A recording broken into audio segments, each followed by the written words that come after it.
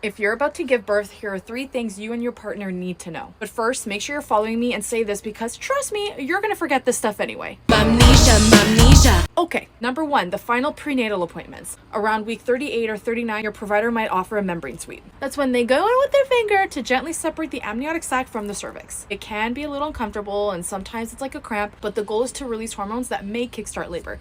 Not always guaranteed though. And if you make it to 40 weeks with no complications, they'll probably bring up induction. Not that anything is wrong, it's just that most providers don't want you to go past your due date to reduce the risk of complications. Number 2, water breaking. It's not always this dramatic thing you see in the movies. Sometimes it's just a steady trickle. But once your water breaks, call your midwife or call the birthing unit at the hospital and go straight there because the protective barrier is now gone. The risk of infection goes up the longer the baby stays inside. So if contractions don't start naturally right away, they may recommend induction. I'm not trying to scare you, I'm just telling you why and what could happen. Number 3, contractions. The early ones can be sneaky. They're more like cramps or back tightness, but then they get stronger, they get closer together, and it becomes a lot harder to talk through them. Hospitals will only admit you if your contractions are regular and less than 10 minutes apart. Most of the time, and ideally 5 minutes apart, especially if it's your first pregnancy. If you go too early, chances are they're just gonna send you home to wait it out. It sucks, but it's just how it is. So chill, watch some TV, go on an exercise ball, time your contractions. I talk about this stuff in my freebie, so go check out my link in bio and let me know if you want to see part 2.